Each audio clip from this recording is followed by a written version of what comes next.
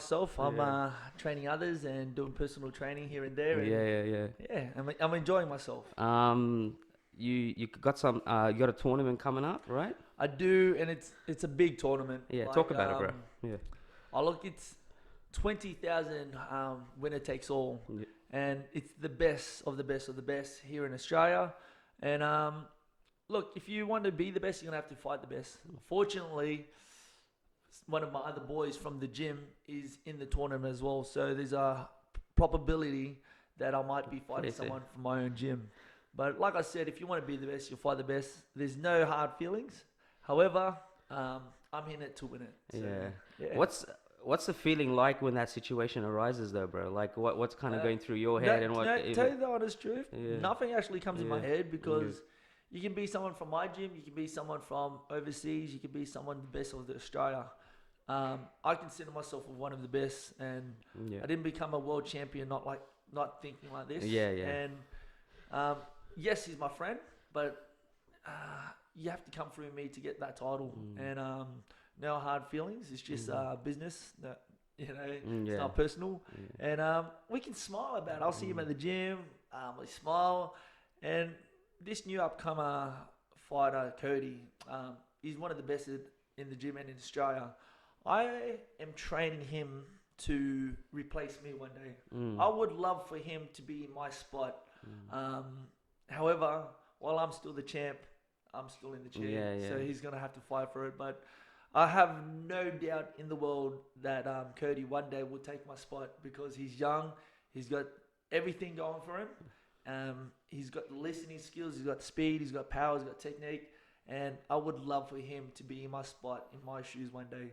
But until then, we're going to have to fight for it. Yeah, So, for sure. Shout out to Cody, man. Yeah. And how's training been like? Training's really good. Did you have a were you kind of active in the last couple of years?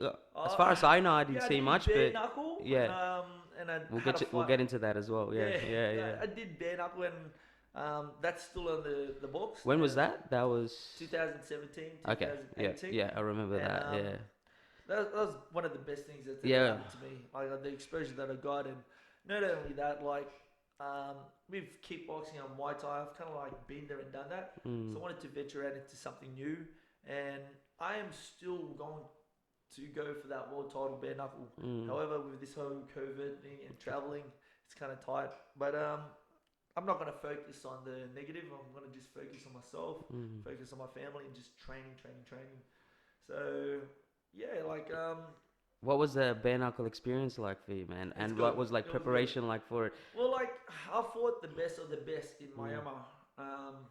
Over there, it's more than a sport. It's a tradition. They absolutely love it and breathe it there. And The Burmese, yeah, the yeah, Burmese. the thing is, when you go over there to fight the Golden Boy, to fight their champion, Yeah, you have to knock them out. There's no ifs, ands, or buts. If you go over there to fight someone else's champion, you got to knock them out. And in my eyes, I reckon I won that world title. And the second fight against Saul, I reckon I won that fight as well. But look, if you're there to fight the champion, you got to knock him out. So it's not really their fault; it's my fault. The next time I fight bare knuckle, I will knock him out. yeah, So, for sure. Yeah. How did it kind of all start for you, bro? Like going down this path of fighting and just My older brother, Reinhard Badato, he's Yeah. 10 years older than me. By the time I was in high school, he was already a champion. He became Australian champion, Commonwealth champion. And, when your older brother or your siblings do a sport, it's just natural. you fall into it. It's so natural. And, that's how I got into the sport because of my older brother. However, it was all good said and done when you have an older brother, paving the way for you. But it came to a spot where he casted a big shadow over me, and it's really, really hard to fill in someone's great shoes. However, there will be fights where I didn't want it to do, and then I've just lost the heart. But then something deep down inside me was like, you know what? Don't worry about doing it for your brother. Don't worry about filling in the shoes. Don't worry about the big shadow that's already casted. Do it for yourself, And if you really, really, really love doing what you're doing, you'll just do it. And that hit me hard. And I was like, you know what? Let's do it. I didn't compare myself to my older brother. I didn't do what he had to do. I did everything for myself. And the next thing you know, that by the time I was a world champion, I totally forgot about that shadow cast over me. I totally forgot about me comparing myself. And It became irrelevant. yeah, he became irrelevant. He got to the point where I'm my own man. I'm my own champion, and it is just so ironic to think that I was going to give up on the sport because a shadow was cast over me, and it's hard to fill in that great man's shoes. But if you look deep down inside yourself with no excuses, you'll find a reason why to do it. And I found the reason why, and it becomes irrelevant. Yeah, Like yeah. So, yeah. That's crazy. That's a crazy story too, man. I don't know if I don't think I've ever heard it, but or even heard you ever say it, but yeah. It does get hard. Yeah. Living into like comparing myself to my brother. Like I look up to him, and I'm hoping this time this year or even next year, I want to be in his shoes. I want to have my own gym. I want to have my own fighters, my own champions. But you know, like my brother said, a benchmark for me, and that's something that I look up to, and something that I'm always grateful for. That's the beauty of benchmarks, right? You got something to strive for, right? That's right. And then so kind of so obviously you started fighting locally and then nationally, and when did it kind of hit you that you know, kind of like you sitting here right now in the career you've had so far, I wouldn't say it's finished, I would say so far, like at what point did it really hit you like that, oh man, this is gonna be a big part of my life kind of thing? It's funny that you say that, because you look up for a benchmark, and then once you hit the benchmark, you make another benchmark, and then once you have that benchmark, you make another benchmark, and it gets to the point There's always where something like, else there. Yeah, there's always something else, and you never look to the time where you're like, oh my god, I actually made it. Like for me, fighting in front of hundreds of thousands of people, like UFC style, for the bare knuckle world title, that's, to me, I was like, man, I made it. I was on the news, I was on the paper. But you know, each to their own. Everyone looks up to me and be like, oh man, Michael's made it up there in the fighting world. I look at myself and be like, man, I still got more to go, and I still 100. haven't hit that spot. That's why I said so far. So far. Yeah. So yeah, like you know, each to themselves. But to me, I still think I've got more to go, and I still 100%. you know, just humbly put my head down and be like, no, I've still got to work. I've still got to hit that point. Yeah. How do you have you kind of gone, you know, like with long activity, sometimes you tend to have dips, or you kind of like, you know, sure. you kind of like take a time off, or like how have you kind of, and I mean, have you had much of those moments, and then how did you kind of handle that? Yeah, well, I did have those moments. I gotta say, probably the last 2 years. Now, 5 years ago, I was on top of the world. I was the best of the best when it comes to Cage Muay Thai. I was undefeated. No one could beat me, and I was just knocking him down. And that's when I was slowly transitioning to the bare knuckle.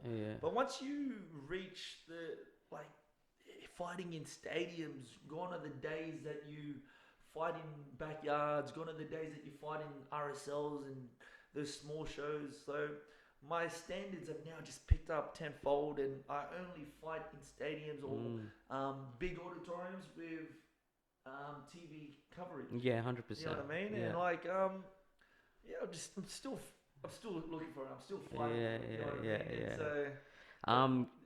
Cage Muay Thai, how was that experience, man? What was it? Was That that any different to the ropes in being around in terms of just the actual environment? Yes, it definitely was, and like, I've got to say, it was probably by far in my fighting career the best thing that's ever happened to me. Yeah. And like John Wayne Parr, the man, the legend himself, you know, created the sport, and you know, I thought I was the face of the CMT, just going in there every single fight and just knocking him down. Yeah. They even sent me the best of the best. His name was Johan Ledon from France. He's French. Yeah. And he was like 9 times world champion. He's fought Big Cow. He's fought Yachts and Clydes. He's fought John Wayne Parr. This guy, he's like the best of the best. So when I fought him, no one didn't even believe that I would win. But not only did I win, I knocked him out, and I was the only one who's ever knocked him out. And it was just such an experience, and that really put me on the map in terms of like fighting worldwide, and that gave me big opportunities to fight in around the world and to fight in Paris myself. How was that? Damn, man. That was so good. And I always say, I've every fighter that I've ever spoken to, or pro fighter that's gone around the world, I said, man, I always think how great would it be to do what you love and just going and seeing the world. You know what I mean? Yeah, like, that's the thing. Like when I fight, I like to fight overseas and like gone are the days that I try to fight in my own backyard. Like I fight around the world. Like what people pay to go around the world, I receive it free, and it's because of my hard work, because of the training 100%. That I do, and I like just fighting overseas. Some perks of our mutual friend Jay. Like when you were at the peak of that with the Cage Muay Thai, I remember him showing me a video. Or he put a video out. And it's at that point, like I always followed you, I always knew about you, but it's funny, right? Like if you're one or two off the same circle, you tend to know a lot about somebody a lot more, like, you know what I mean? So, like, the close connection with, obviously, Bulldogs, which, we spoke about, and, but that, from then, like, I really kind of was zoned in on, and it's crazy, because, we kind of, like, could have easily crossed paths. But, it's like, a small world. Yeah. And you find out that, hey, do you know Marco Badato? It's just so ironic, like, look, I'm 34 years old now, and when I was fighting back when I was younger, it was just like our name and reputation was built through just word of mouth and brochures and just people finding us in the local newspaper. So we didn't have Facebook, we didn't have MySpace. The way people, or Instagram, the way people found out about us was just purely word of mouth and reputation. So it's crazy how, like, with all of social media now, with all the sponsored posts and whatever, I was telling people, like, word of mouth still has given me more, really and it's like every person that I have on, and I tap into their network, and when they promote, like, it's a whole bunch of people, and I always said I've connected with so many people so much more by just the most basic way, which is, network. Actually, it's so ironic as well, because I myself am very behind when it comes to social media. Like, I've knocked out fighters, and I've knocked them out cold, and they've got quadruple the numbers of followers I have. Now, that's what happens when you fall behind on going and catching up on social media. But I'm growing my followers now, and I'm slowly getting I've been seeing way more activity. I'm old school. I'm really, really old school. Like, like word of mouth. And it's funny because, like, I've been fighting for like 20 years now, and like, when it comes to the world of Muay Thai, the world of kickboxing, anyone can be a champion just like that within a year or two. And then you'll find after like the third, fourth, maybe even fifth year, people will say to themselves, hey, whatever happened to that fighter? Whatever happened to that fighter? However, I myself have been in the game for so long, same with, the Badato brothers, my brother, you got Shane Meads, you have the McKinnon brothers. We've been in the sport for so long. It's kind of like we're the household name in Australia, what I like to think of, especially John Wayne Parr. It's like, like we fought for the sport, we bled for the sport, we sweated for the sport for so long that our name's still there, relevant. Where other champions, once they get the title, once they get the champions, it's just, you never see them again. So, like, I myself would like to say, like, regardless of Instagram or social media, man, did I give a lot to this sport, and I've still got more to give. Well, that's why I reached out to you, man, because for me, half the reason of doing this is because I think people need to, like, for me, I want to do my part to put that story out, 100%, man, 100%, because like, I've been lucky enough to be around people that train high level, whether I was at Bulldogs, whether I was at the Bombers, wherever I was, and in wherever I train and where I train now. but I it's know. just, you know, the work that they put in, and for me that always stood out, and that's why I always even with my podcast, there's a lot of fighters that come on because I grew to love that aspect of it, because I got to be in the trenches and see and go through it with them, you know. So it's like, to do it day in day out, I don't think people realize how fucking like really, disciplined really you need to be, bro, you know, how much discipline it is. But like another thing that like it's just hard is like, people think, yes, you're the world champion, this and that. Like, I actually work in security.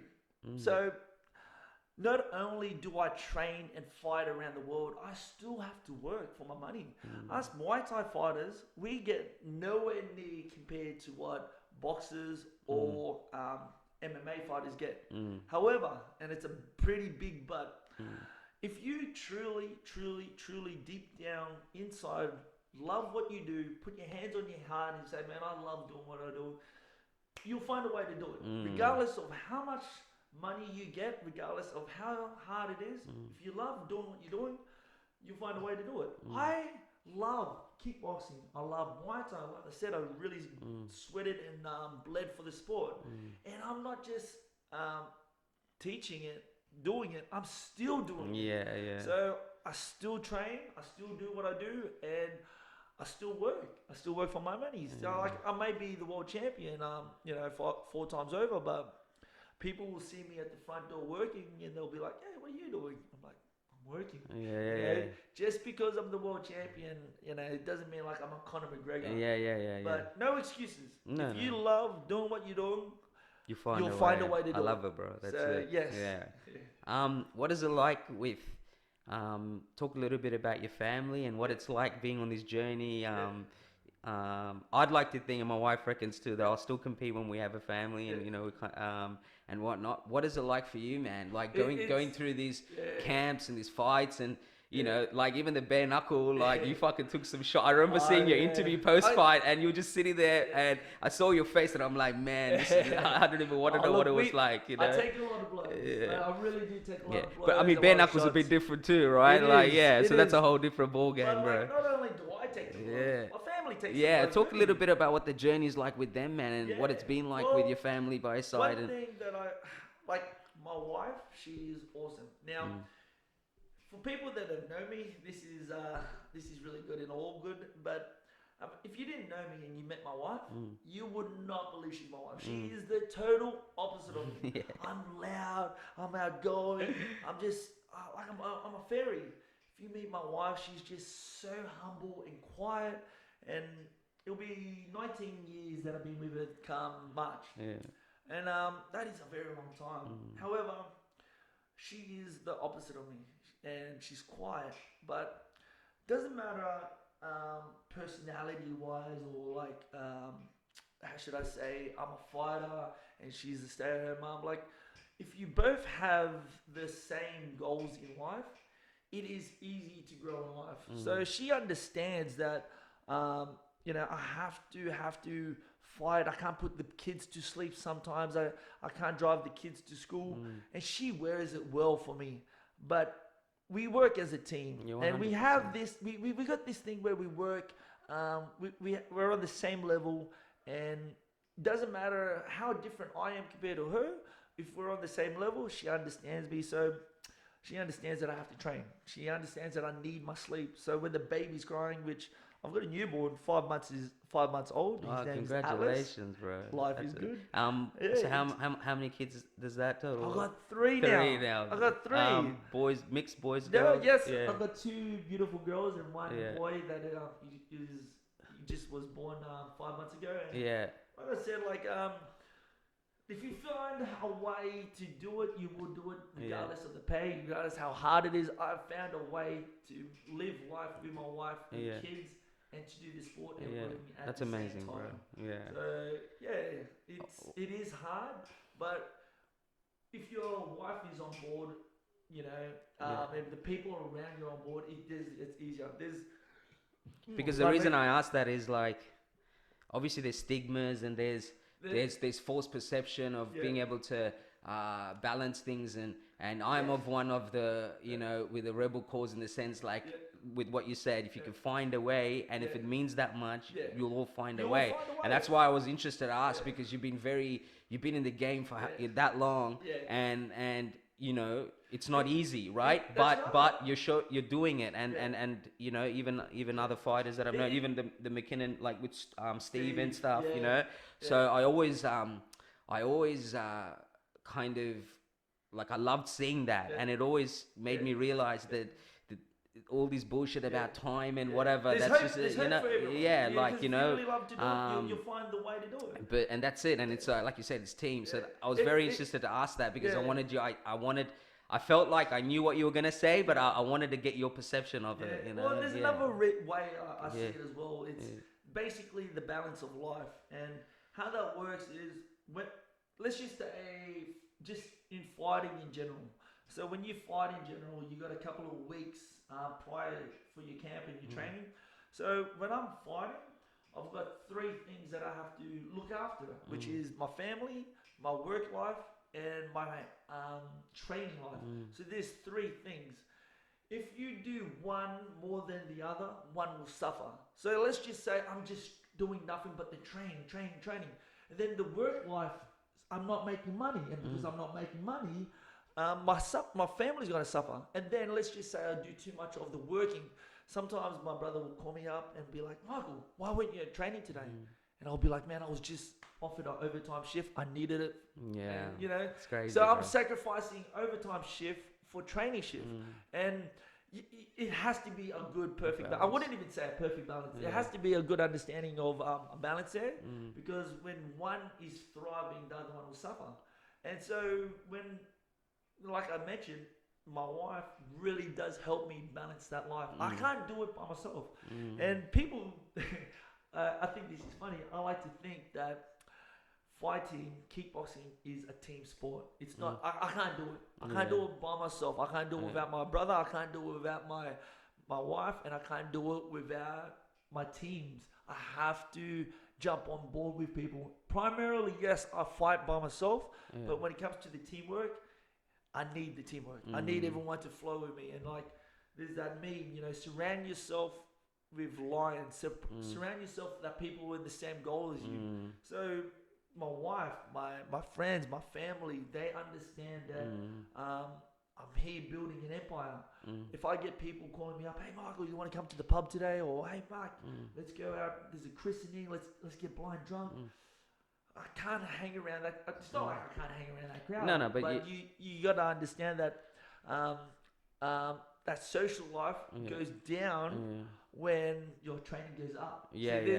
So like I said, when you're fighting, there's the 3 main things, which is your work life, training life, family life. But let's just say you're not fighting. You've got other things to balance. Your social life, your immediate family, like your mum and dad, you know, and then the in-laws. You got to find a way to balance it, you know. And look, I find a way to balance it. And you're balancing it. Yeah, exactly, bro. And I do it with a smile. Yeah. What's what's kind of your training regime like? Do you do you have structure? Do you like structure? And what's like you know, what's a typical strong training week, say, leading up to a fight for the badass, bro? That is a very good question, because as I mentioned before, I'm really old school training, and like me and my brothers, we used to just train hard every single day, twice a day. But the older you get, more experience you get, more science to the sport, especially in the world of MMA, your stand-up fighting, your grappling. Times have changed. So back in the days, I used to have a set program of jogging, pad work, bag work, and then 2 hours in the morning, 2 hours at night, and it was like the same thing. But the only problem is, there is more things to learn just than what we do.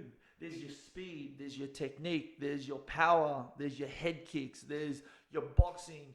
And then if you do all the categories, which I can't say off my head, that was just a few, you can't do that every single day, you know? So what we do is, now that I'm more older and more experienced, I like to think that I spread my days. So I'll train hard one day with cardio, this and that. And then the next day, like I said, I'm kind of sore because my body's not recovering as well. So the next day I'll kind of have a recovery day. But during that recovery day, I'll work on techniques such as head kicks, such as your body punches, and we really target that one technique and just drill it over and over and over again until you master it. You know, instead of doing 1,000 things 1,000 times, just do that one thing 1,000 times until you master it. And there's a couple of things that you have to do. So every single day I like to think is a different training program for me. However, with this tournament, I've kind of like divided my training as jogging, which is your cardio, your pad work, your bag work, and exercises. So your exercise and bag work, that's when we start dividing things.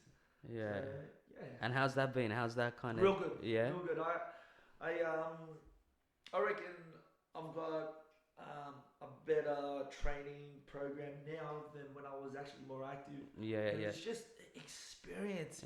I've got Steve McKinnon once told me when I wanted to retire, he goes, man, Michael, you've got experience that money can't buy. And that hit me hard. And just now that I've got experience, I know what's essential to do in your training and what I can just miss and maybe put it another day.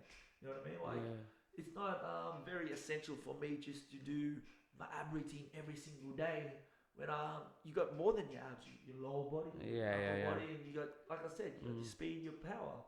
So it feels real good now that more older you get, the more experience you get. The more experience you get, you're training smarter, not more harder. That's crazy, But I mean, it makes sense too. Like what you're saying makes sense too as to why it would work. You just can't redline yourself every single day. When you think of some of the fights you've had so far, what are some of the ones that stand out, bro? I had the CMT with Johan Ladon, like I mentioned. The bare knuckle one that I mentioned. And the ones that I've had overseas, like in Paris again with Johan Ladon, but like some I can't say stick to me because I've always it's good memories that it comes up. But each one to its own story, right? I do have a funny story, and I hope the story that I'm saying, I'm not going to say the name, but I hope he's not listening. So I had a fight for the WBC title. It's one of those green belts, beautiful belts, one of the best ones I had.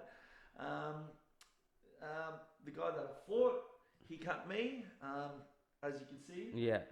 And the blood didn't go in my eye, it went around my eye. However, I didn't give up. I kept fighting, I kept fighting. I cut him, and I broke his jaw. Long story short, I knocked him out and I won the fight. After 10 years, he's still trolling me. He's still hating on me. And every time I post up a video of my old belt, he'll be like, you won that fight by a foul and you're a cheater. And damn, really? Shit. There are some still haters out there. Like, he would private message me in a different account and just be like, oh, you're a cheat. That fight should have been stopped. And he's like, the fact is, you got cut. And you kept fighting. Truth be told, the fact is, I got cut and I kept fighting. He got cut and he gave up. So when you say there are a couple of fights that stand out, there is. However, for some people, they hold on that hate, that hold on the oh man, I should have won that title. I have lost a lot of titles. However, I let it go so I can get to bigger, better things, even not just titles, but just in life itself. And it's just so hard to move on if you're just grasping onto the things that could have been holding you down. You know what I mean? Like, here I am, like it's all a perspective, bro. That's what life is really about. It's funny if you have a strong perspective or a perspective that takes you. The whole world can change around you. Really the world you live in changes. It's like what seemed relevant is irrelevant, and it's kind of like what kind of brought me to even just doing what I, these were all ideas and I had for a long time. But it's a perspective. If you're doing it for the love of it, what anyone thinks or anyone does is irrelevant. And also you focus on people that genuinely are supporting and championing what you're doing, exactly. because they come out, you see them too, you know what I mean, when you're doing something. So it's and I would think a lot of the fights that do stand out, you face some sort of adversity and come from it, and from what you tell me, you would, by being cut and being in that situation, you had to face adversity, right? And there's nothing better, right, when those situations arise. And another thing that you kind of just reminded me, it's not like the fights that I've won by knockout that I remember. It's actually the fights that I got knocked out that I remember even more, because that's the one that made me better. I remember getting knocked out and this was in front of my family, it was in front of thousands, and it was on Foxtel. The guy hit me with a body punch, and I just remember, that was the first time I've ever felt that body punch. I just remember going down and just staying down. I was like, whew, that hurt. And the funny thing is, after that fight, I went in like a 10-fight winning streak, and I was knocking people out with myself with that body punch. So it's not like the fights that you remember that you win. It's the fights that remember that made a difference and that you moved on and you grew. So that was one of the fights that I remember just growing and growing and growing. Just I had to learn the hard way. So,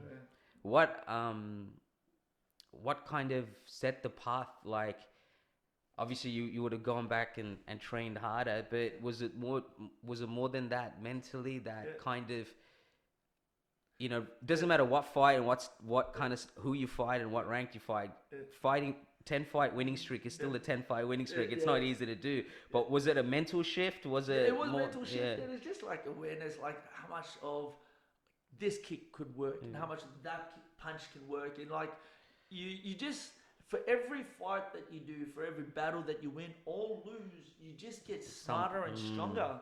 Like you nitpick something out of that. That's right. There's an old game that I used to love playing back in the Nintendo days. It's called Mega Man. I know Mega Man. That was a good game. Now, Mega Man, all he does is he can just shoot with his one hand. But then if you beat like the Snake Man, you get the snake powers, and you beat the Magnet Man, you get the magnet powers, and then you beat someone that he does all the wind and the twirling stuff. You get his powers. That's what it's like in life. Like after every battle, you're like, oh man, that guy just hit me with a certain kick, and you're like, oh man, I'm gonna use that from now on for the kick. Oh man, that combo, that was a good combo, and then you maybe tweak it up yourself, and then by the end of your fight career, you're like, oh my god, it's just like how much experience and like how much knowledge you get in the sport of just getting little bits here and there. And it wasn't like all at the same time. It was just like little bits of every battle that you got. And that's what experience is. That's experience. I think it's just in general life. Really in general life. Well, every situation you pick something from. Literally, right? If you really think about it, you can always find something from any situation. Exactly, whether it's good or bad. So, what's your diet like, bro? What's kind of nutrition like for you when you're training? And back in the days, it used to be like a high protein diet. And what did you like? What do you like? Do you fight at a different weight now, or do you kind of go up down? It's always around middleweight. 75 to 80, where I normally fight, depending which country and different sanctions. And the tournament coming up is like 78. 78 kilos, so it's 2 kilos heavier than what I do. Nice. But when it comes to dieting, like I've tried every single diet, basically. Talk to me, man. Tell me, what do you eat? I don't know if you've noticed, but have you noticed when fighters fight, they are fit, they look good, they got the abs, but then after they fight, they've gained the weight, and you look at them, you're like, oh my god, and then they try the battle of losing the weight. Now, like you have like Roddy Coleman, you got Arnold Schwarzenegger, you get all those top athletes where they eat every 2 hours, high protein diet, eat 6 to 8 meals a day and nice snacks.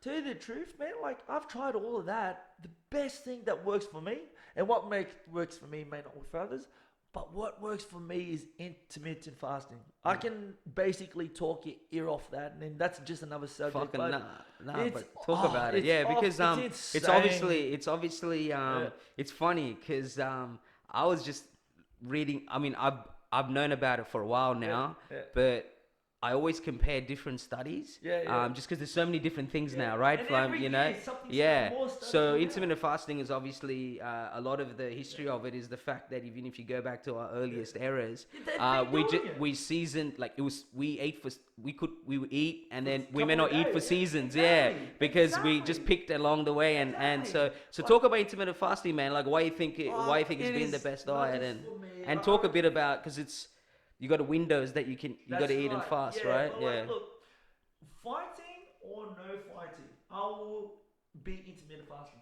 Intermittent fasting is by far one of the life changes that I've done in my whole life that just turned into good. I do intermittent fasting, and I'm just looking at everyone and be like, man, you should try this. Now, don't take my word for it. Try it. And if you try it, you'll be surprised how much way more better it is. Now, like, if you're trying to keep slim and have that beach body and just regularly exercise, but you're still not losing weight, you got to try it, because like how it works is like how it works is basically like when you're not eating, there's a lot of miracles happening in your body. So let's just say you go to sleep. You go into sleep, you're not eating. That miracle is happening in your body. Your blood cell is building, it's repairing itself, and that miracle is happening. So when you wake up, what is the first thing that people do? They eat. They have breakfast. And that's why they actually call it breakfast, because you're breaking the fast. Yeah. Now, Boom. Boom. That was an explosion right there in my head. It's like you had that shit planned, bro. But so when you go to sleep, you're recovering, you're getting better, and then the first thing we do is you eat. But how about if you don't eat? You go through the whole day without eating. Your body is still recovering. Your body is still repairing itself, and it's still making new cells. Now, like, let's just say we went out drinking, we went drinking hard, and then people have got their own remedies for, oh man, try this for a hangover, which is Panadol. Oh man, try water for a hangover, or try Gatorade or coffee. You know, by far the best cure for a hangover is sleep. And no doubt about it, it's actually sleep and rest. Yeah. So, when you're fasting, that's what it's actually doing. Yeah. You're building yourself, it's repairing yourself. And like, there's a scientific word for it when you don't eat and it's just repairing yourself and your fat burning. It's like ketosis. Well, essentially, it starts to process all the excess, like the fats in your body. So that's why, a lot of people lose weight so quickly and get so lean so quickly. Let's just say, I'm not an athlete. I'm just your normal Joe Blow. I will still be fasting, because like, who's got time to eat a salad and eat every 2 hours and then just have prepared meals all the time? No one has time for that. This is the future. If you don't catch on to the future, you will be left behind. The intermittent fasting is one of the biggest life-changing experiences I've ever done. And like, when I eat, I mean, I eat like a king. So what do you walk around? You feel your natural weight when you're doing it? Yeah. So at the moment, like, I'm already 84, 83, but I'm gonna fight at 78. 78. Yeah. Now, one thing I do want to say about intermittent fasting, it all matters into the window. So let's just say my first meal is at 2:00. And then after 2:00, I keep eating. I can eat whatever I want. I can eat fat. I can eat sugar. I can have carbs. But then once the window is closed, which is like 10:00 at night, I don't eat. I don't even have sugar in my... So 2 to 10. Yeah. At night, you eat everything. Yeah. Okay. But the thing is, because for people that is trying intermittent fasting, don't worry. Like, some people, when they try to do it, they do it with the keto diet, and then they're doing intermittent fasting, and then they go hardcore.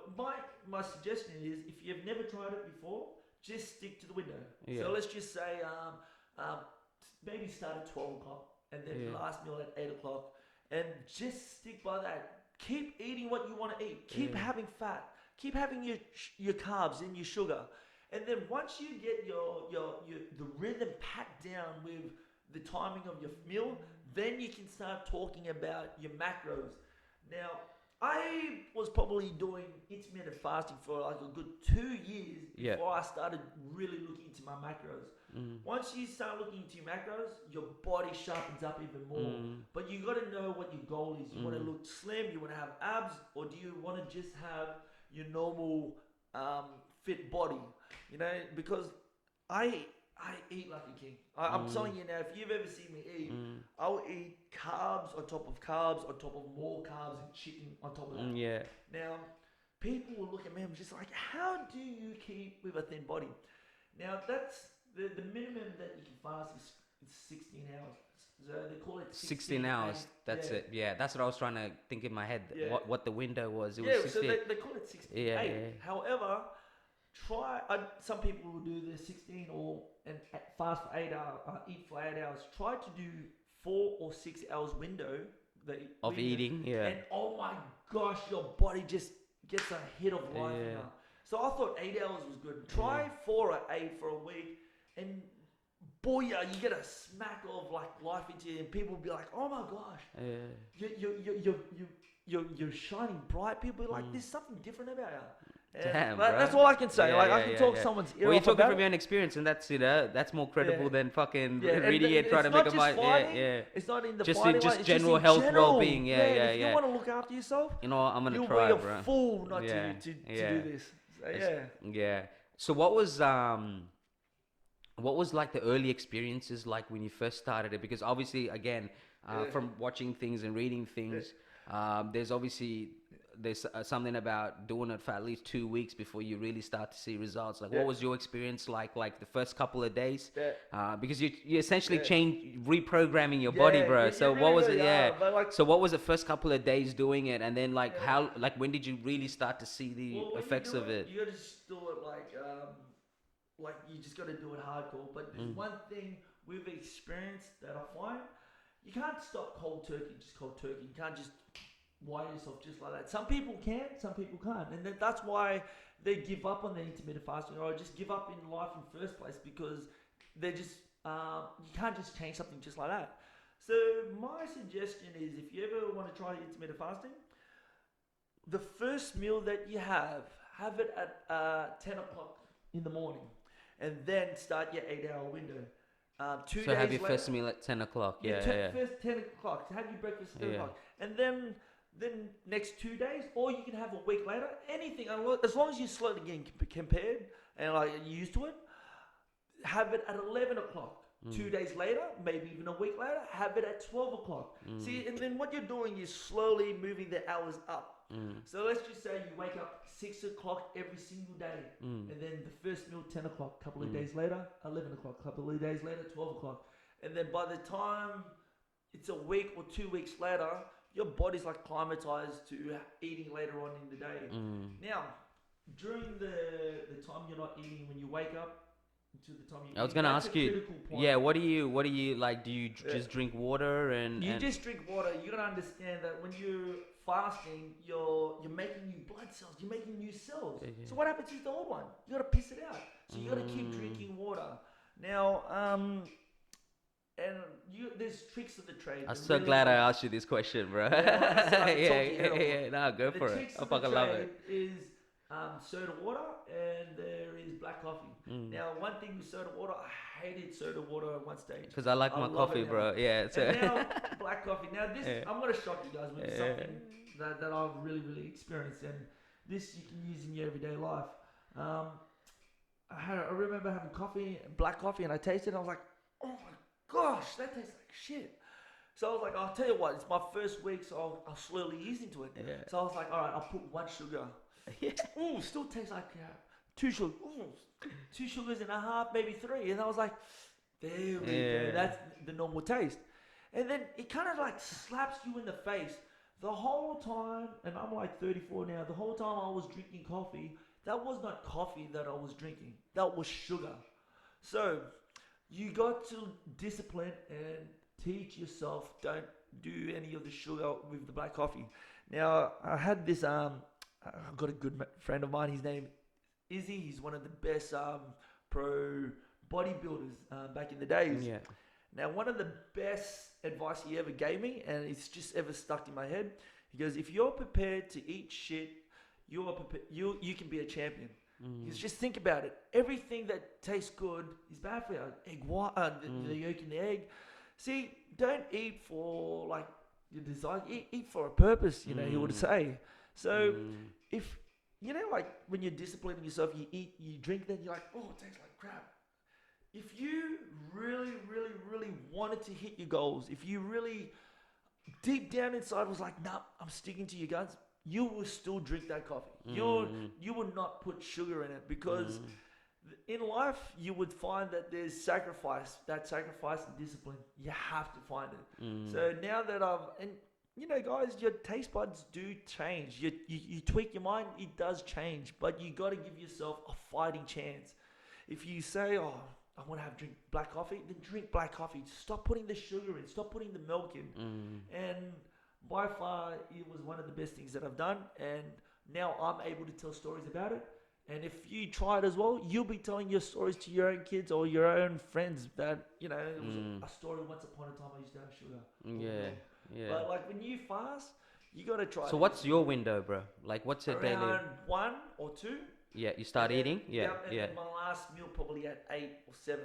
8 or 7. And then what? And then you don't. And then you don't obviously eat anything in the morning. You have water, whatever, till 2 o'clock again. Yeah. So normally in the morning, I'll have some. So it's just got to be 16:8. Yeah, the ratio. Yeah. 16:8. The minimum 16:8. Now this is what the main thing I really, really want to say about intermittent fasting. You don't have to do it every single day, but it still has to be a routine. Now, let's just say this is a very important story I want to say, and you can do this in life, regardless. You know, it's very much still a lifestyle.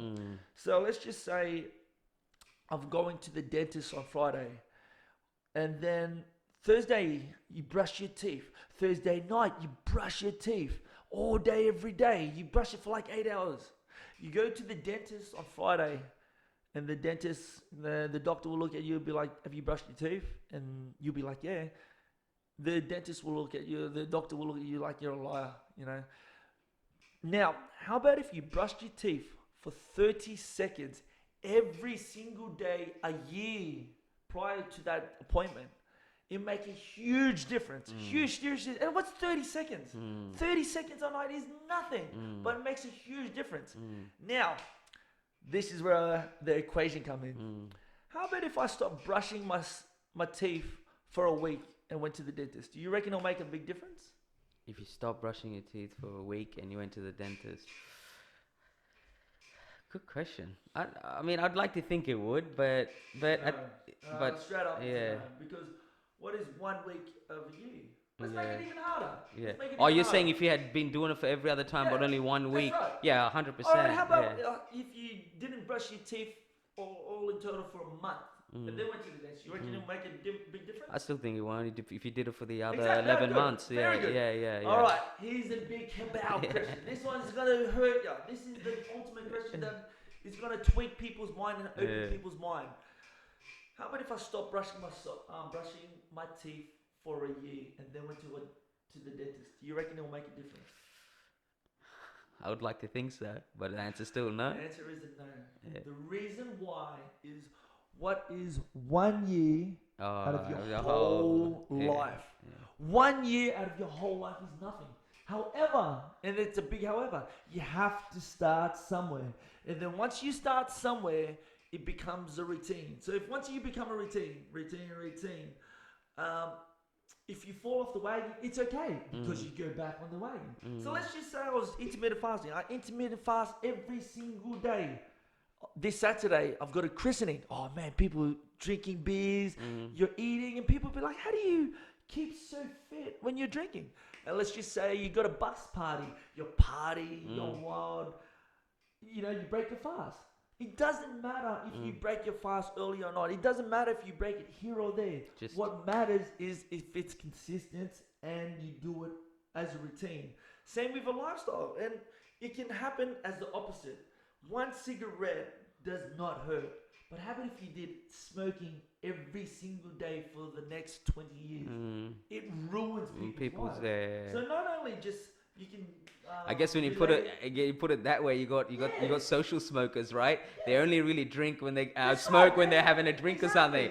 But then other than that, they don't even think about it or whatever. If you compare them to someone who's regularly smoking, it's not gonna. Yeah. So you can relate that story that I just told you to anything through when it comes to smoking, when it comes to brushing your teeth, when it comes to fasting. It all comes down to a lifestyle. It can come down to a lifestyle of how you eat, how you train, and how you just treat other people. So it's not just a big change; it's just a change every single day, and that's the main story out of. I just really want to say this whole intermittent fasting. No, I'm glad you touched on it, man, because it's obviously out and about, and people can obviously make up their own assumptions and from what they read and research, but. It's always different when you know someone who's actually doing something because you're getting real life experience. You're not you know what I mean? Thing as well, like I just remember when someone said, "Oh, what do you think about this one?" I don't try to preach too much about it. I don't sell it. I was like, "Hey, here's YouTube. Look it up yourself." Because I can say whatever I wanted to say. He can do it or he can do it not. But when someone says something to me, you don't really. I try not to. Yeah, when someone says something to me, I try not to believe it straight away. With this whole coronavirus thing happening, I learned how to just mask it in by myself and keep my comments to myself. But like everyone's to themselves. And some people don't know how to master their own emotions. So even with me, with this, when I try to tell people about intermittent fasting, I don't try to preach about it. I'll just tell them, and then I'll be like, "Hey, look, if you really want to better yourself, Google it yourself. Don't worry about my experience. Google it and YouTube it, and research stuff yourself, guys. We live in a world where access to information is just at your fingers. So I don't know why people are not looking up to yourselves. Back in the days, man, like no joke. I like to think I'm old school now. I'm getting older as I am, but when someone told you something, you just believed it. And nowadays, when I tell someone, a young fella, something, they'll be like, "Really?" The next thing you know, they pull out the phone and Googling it, and they're like, "Oh my gosh, that's true." And I'm like, "Why don't you just believe me?" Yeah. So look, that's true. We live in a world where technology is just like that. Information is just like that. So if information is just like that, I don't know why people just don't better themselves by researching stuff themselves. So I dare people, research it, look it up yourself. Intermittent fasting is a game changer. No, it's good. I'm like I said, I'm glad because there's so many different things out there, and everyone's different as well, right? Everyone's body reacts differently. Everyone, so you've got to figure out what works for you. What's kind of, I guess, what does the future hold, man? What's next? I know this tournament's coming up in March, right? So right now I'm back in the hot seat. And that's obviously being live streamed on. It'll probably be on Foxtel as well. Yeah. And be live streamed, but look. I'm back in the game, and not only am I back in the game to fight for the world title, I've got bigger plans than that. I've got bigger plans, not just for myself, but for my family. I want to build my own gym. I want to build my own empire. I want to be in my brother's shoes. And I'm on the path now of doing that. And it's just so good to see the people that are jumping on board and helping me out. Like I've got this young champion, I'll call her Little Hollywood, Aisha. She's gonna be my next champion. I've got like one of my good friends who's really helping me build this name and my brand, Mad Invite, and he's really prepared. That's your brand? That's my brand, Mad Invite. And so I'm gonna not only build on me, I'm gonna build on myself, my brand, and my family. So here I am. Just trying to build my empire, just bit by bit. And who would have thought 2 years from now this life would have turned out to be like this? I thought I was happy and safe working at a government job doing security. But now that I've got thrown in the deep end, there is no other way that I want to live life. There is no other way that I'm going to go back to living like that. I want to thrive. And how I'm going to do that it's a massive challenge. But I dare say years from now, I would like to think that I'll be my own business owner and have my own gym going. And anyone jumping on board would like to help me, they'll be great. 100%. Oh, and there probably would be, bro. There'll be a lot. But that's it, man. In a whole year, things can completely change, and you look back and you think you've lived a lifetime because of just the whole process. Yeah. You know, but that's really what it is. Like, you know, training and things like that. Like, there's cheats to life, which is things like consistency, things like, you know, all that. Yeah. Consistency breeds success. All those things. They're truest to the truest form. Like, and that's with anything in life. You know what I mean? It is. And it's like being. I always say that being fit and being unfit. It's hard to be fit. It's easy to be unfit. And all that teaches you is that if you want to look good, you want to feel good, you got to put in some work, bro. You know, and that's just life in general. You know what I mean? Same and with what I if it doesn't scare you, it doesn't mean it mean enough. You know what I mean? Yeah. So. You know, and they are the people with those mentalities are the ones that end up getting there. And man, it's like, you know, 2-3 years, 4 years, 5 years, if you keep at it, like, you know, with training yourself and fighting and where you are now, it's like that in life. In 5 years you'll be tripping, you'll be tripping balls. You'll be like, honestly, what? You don't know where 1 year can take you. And that's the exciting thing, the journey, man, because you don't know what it's going to be like. It is a journey, and sometimes, like, when opportunity is knocking on your door, do it, take it, grasp it. Like, I can't believe now that I've got my own business, building my own brand, how life got like this. And like a year from today, I was still working at a front door at a RSL, and I was living life happy. But since of Corona, it forced me to just jump in the deep end. All the clubs closed, all the pubs closed, all the gyms closed, and I lost my job. And then just one by one, people just started DMing me, hey, do you do personal training? Do you do personal training? So what started off from 2 clients is now become well over 40. And now I'm just so happy. I'm so blessed where life actually took me. But that's the start of it now. But you still had to change and adapt, bro. I still had to change and adapt. And now, not only that, I want more, not more to a greedy self. I want more, like, there is more to come before me. Because, like, how I was living life is like, and some people can probably relate to this. It's like, you know what you're worth, but you're delivering down here. 100%. See, I knew that I was a world champion. I knew that what I was worth. But here I am working at the front doors doing security. I knew I was worth more. But I still smiled. I still went to work. I still was good to people. Don't let that drag you behind, because wear your smile, do what you got to do life. And when the time comes, it all comes down to timing. Just take opportunity when it's knocking on the door.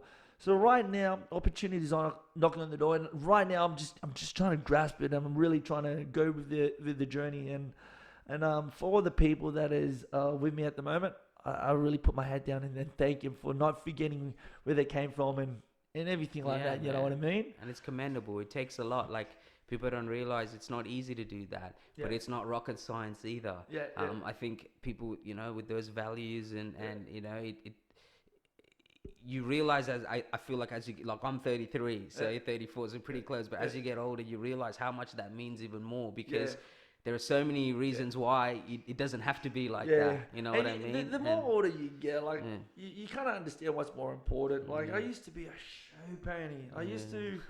I used to just live for other people's valuation. I used to like impressing people. And then, you know what? I was just one of those nice guys that just didn't know how to say no, or I was just so much of that nice guy that I didn't know how to do confrontation, and I just live to make other people, to please other people. Now I'm at the stage where I'm like, I've got to do this for myself. I've got to build on me, you know. Like, I was holding on back on a lot of things because other people didn't approve of it. And I'm like, you know what? Don't worry about other people. I've got to worry about me. Like, hey, do you want to come out for a drink or a dinner tonight? Back in the day, I was like, yeah. And the next thing you know, you're broke for the next week or two. It's like, man, you know what? Don't worry about that. I'm here building on me. And I'm just surrounding myself with people that just understand why I'm doing what I'm doing. But you don't get those people surrounding you till you do what you want to do. Exactly. As well. That's the flip side, right? So right now, and I always say, it's not till you do what you want to do, you realize who's going to be there for you, because the people that are going to be there for you have to make an effort to be there for you, because you're so focused on what you're doing. So you appreciate those people, and they're all shapes, sizes, colors, whatever they are. They're all different people from all, like you were tripping like, fuck, how is this, and it's like face-to-face contacts, not much, whatever, but it's a message here, a call there, but when those big moments come, they keep turning up in numbers, you know what I mean? And that's the beautiful thing. It's not till you do what you want to do that you realize who's there for you and how, you know what I mean? So that one hit me hard as well, because you find out in life who is on the same level and who's going to be. Because like you said, it is a lonely road. Training, ratioing it all out. You spend a lot of time in the gym and away from family and away from certain situations or moments in life that you generally probably would otherwise, right? No, so it's not easy. It's a lonely road. So having those people there, having those people there, you realize, man, like you genuinely give a fuck about me to want to be there, as well. Like sometimes it's your friends, your close friends, and your actual family. You think they'll actually have your back. Sometimes, and it's not for all. No, but it's not the case. It's not all about family or close friends. It's who's going to be there for you, and you actually find out in time. It's actually in time who your true friends and family are. So it's funny, right? Like blood means shit in this world sometimes, right? Exactly. It's family, and the idea of family. It's weight. It doesn't just rely on are you related. It's so many ethics and morals and understanding, and it's not saying I'm the most ethical or moral person, but there's certain values is probably the word I'm looking for. You share the same values, and that value creates a bond that's deeper than just your family, you might relate. You know what I loyalty, mean? So I can completely understand that, man. Look, man, I won't take too much of your time, but I really appreciate it, bro. Like I said, I've been watching you from a distance for a long time, but always had respect and I'm glad that we got to do this now, because obviously it's been about a year since I started, but I just feel like it's a good time to have you on, especially with you preparing for your next fight as well, man. And I always knew it's going to be a crazy, interesting story. And I was excited this morning. I was like, I love having these conversations. That's the whole idea of it. I really enjoyed myself, and not only am I growing, it sounds like you're growing as well. So man, I'll be happy to come back and do another podcast. 100%. And this is not a one-off. This is just I'm just. Like I knew it was going to be amazing, because there's so much to cover. And man, for sure, like have you back, after your tournaments, your fights come up. I would love to have you back, man, as a regular for sure. Thank you. I wish you nothing but the best, man. And what you've done is inspiring, and I'm glad you went into deep about what the sport meant to you and how long you've been in there and you're bleeding for the sport, because like I said, what I want to do is big things too. I'm starting off small, but the one thing that always rubbed me the wrong way was compared to Europe, compared to the United States, especially with fighters when they get on big fights, there's no story, there's no who is this person? It's like they're representing Australia, and you see them fight then and there, and then if they carry on, you kind of jump on the bandwagon and whatnot. But for me, I felt like there's so many crazy stories and people that I've been around, and people need to know, like by the time you get to that level where the whole world is watching and whatnot, I like that, because especially for Australia, and my whole focus is for Australia, and I've got heaps more stories to tell, but we'll do that for the next one. Fucking oath, man, fucking oath. But that was always my one gripe, and I always felt like, you know what, I want to add value to that. You know what I mean? In whatever way it is, it doesn't matter whether it's going to be life changing or whatever. But I was like, man, you guys need to hear these fucking stories. You know what I mean? So I appreciate you, man. I really felt that when you explained that bit too. I really felt that when you said that, because like I said, I've been lucky enough to be there, train with the Steve McKinnons, be there, watch them train. They're my heroes, so I know what it's like, not just to train hard, but longevity and putting it in for a large frame. But man, it's so fucking inspiring, man, and I wish you nothing but the best. And I know, bro, you're gonna kill it. And for those that you talked about your business and your privates, but for people that wanna check you out and follow you, if they're not, I don't know why they're not already, but you're on Insta and stuff. Yes, Quite active sir. on Insta, and they can check out your private. _badass. Yeah. And yeah, check it out, man. And for those obviously that are kind of getting the introduction for the first time, but yeah, definitely have you back, man. And I fucking really do appreciate you giving time to come down and sit down, brother. Thank you. Yeah, Thank you. appreciate it, man. I'll send the bill later. Yeah, for Be sure, bro. expecting an email. Just send me a